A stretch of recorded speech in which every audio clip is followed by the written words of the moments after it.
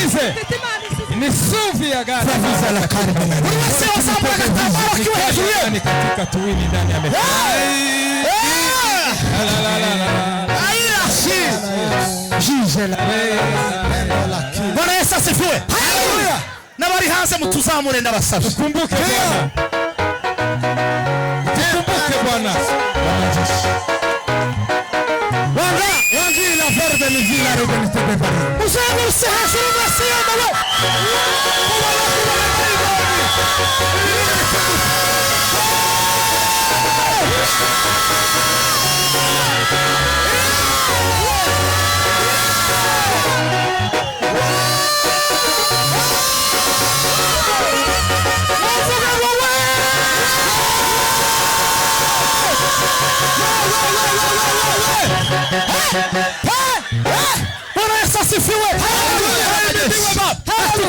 Tukumbuke Bwana Ahimidiwe mkombozi wa Israeli Meduzalaka abapfakazi biyopa baririra toroka kubera imirimo myiza y'abakoreraga abapfakazi biyopa baririra toroka kubera imirimo myiza y'abakoreraga atukuke mukombozi nimba Imana yarahaye agaciro kwigaragambya kw'abapfakazi b'iyopa Yego natwe tugiye kuzamura udutambaro twigaragambye kugira ngo ivyo abantu bavuze bikabangamira abandi Imana ibivuguruza Tukumbuke Bwana Bwana Yesu asifiwe Ahimidiwe Bwana Haleluya Je me l'accorde et bon muravyizeye Yego ariko mukavyara dufite imahanga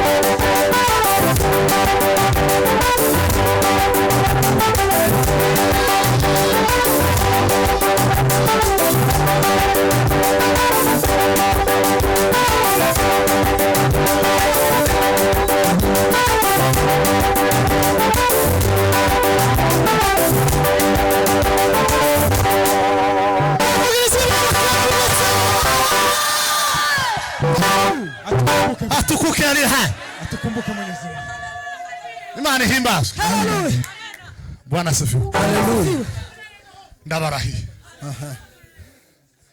amaliste y'aba bantu Imana iravuze ngo agiye gusubirwamo Imana Haleluya Tenda miujiza mtetezi wangu Yesu anaishi leo mtetezi wangu hai mtetezi wangu Yesu anaishi leo mtetezi wangu hai mtetezi anaishi leo mtetezi wangu hai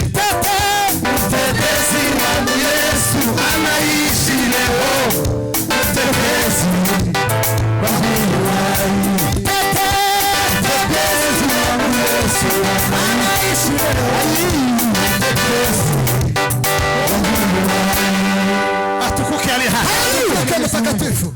ihangana ubwire nk'abantu nk'ababiri ngo ibyawe nibisubirwemo utabarwe mu izina ryawe.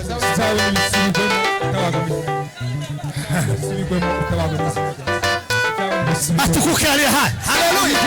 Ibyawe nibisubirwemo utabarwe mu izina ryawe. Muvugirize Imana kerore.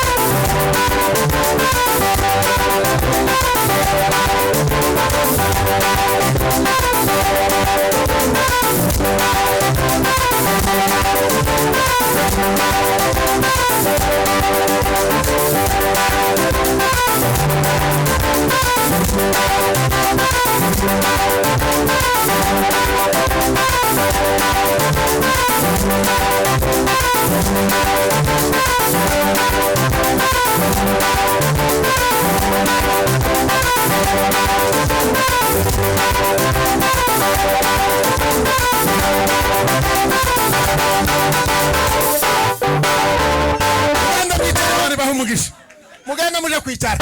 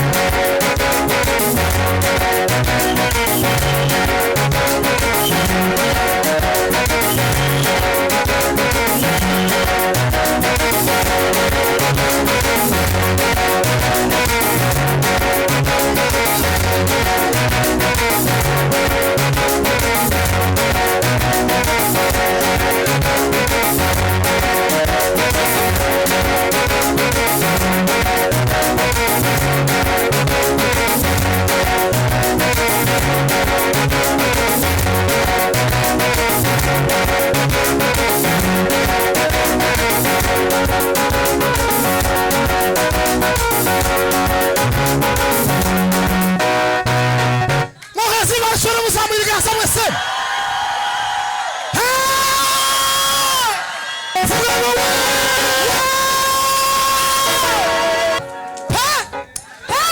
Ibitambaro twese hejuru yemewe.